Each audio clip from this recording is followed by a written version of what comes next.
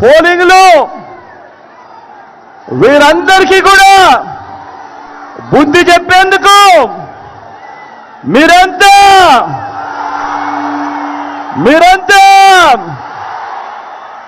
సిద్ధమేనా?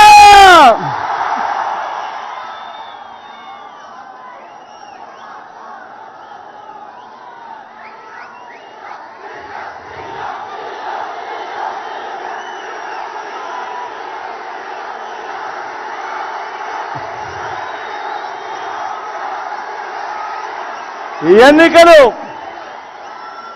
ఎన్నికలు కేవలం ఎమ్మెల్యేలను ఎంపీలను ఎన్నుకునేందుకు మాత్రమే అయిన ఎన్నికలు కానే కావు.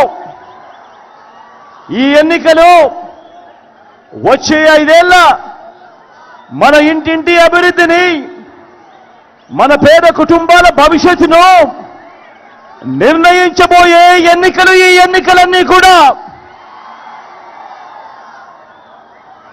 ఈ ఎన్నికల్లో జగన్కు ఓటు వేస్తే పథకాలన్నీ కూడా కొనసాగింపు. ఈ ఎన్నికల్లో పొరపాటున చంద్రబాబుకు ఓటు వేస్తే పథకాలన్నీ ముగింపు, మళ్ళీ మోసపోవటమే. ఇది చంద్రబాబు చరిత్ర చెప్పిన సత్యం. ఇది మళ్ళీ ఈ చంద్రబాబు సాధ్యం కాని హామీలతో ఇప్పుడు తాను ఇస్తా ఉన్న మేనిఫెస్టోకు అర్థం. బాబును నమ్మటం అంటే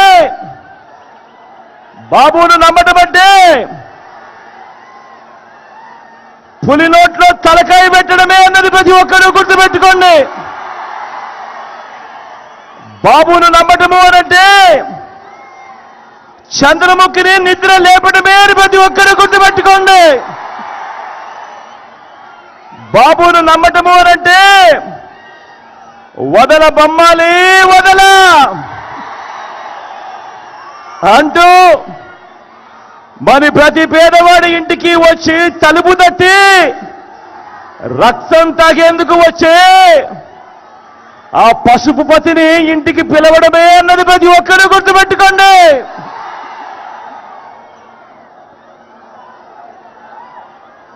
నాకు వీరిలా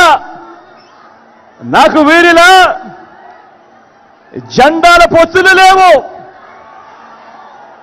నాకు ఉన్న పొత్తు మంచి చేసిన ప్రజలతో, నాకున్న నమ్మకం ఆ దేవుడి దయ మీద. నా మేనిఫెస్టోను 99% అమలు చేసి, మేనిఫెస్టోను ఒక బైబిల్గా, మేనిఫెస్టోను ఒక ఖురాన్గా, మేనిఫెస్టోను ఒక భగవద్గీతగా మంచి చేసి, ఆ మంచి చేసిన తర్వాతనే మీ బిడ్డ మీ దగ్గరికి వచ్చి మీ దీవెనలు, మీ ఆశీస్సులు కోరుతా ఉన్నాడు. ఈవేళ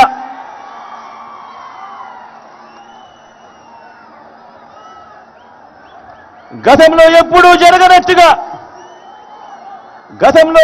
జరగనట్టుగా చరిత్రలో తొలిసారిగా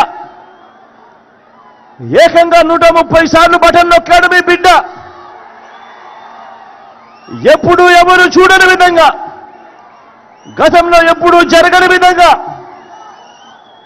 ఏకంగా 2,70,000 కోట్ల రూపాయలు, మళ్ళీ చెప్తా ఉన్నాను, ఏకంగా 2,70,000 కోట్ల రూపాయలు డీబీటీగా, అంటే నా అక్క చెల్లెమ్మల కుటుంబాల ఖాతాలకు మీ బిడ్డ నేరుగా బటన్ నొక్కడం, నేరుగా నా అక్క చెల్లెమ్మల కుటుంబాల ఖాతాల్లోకి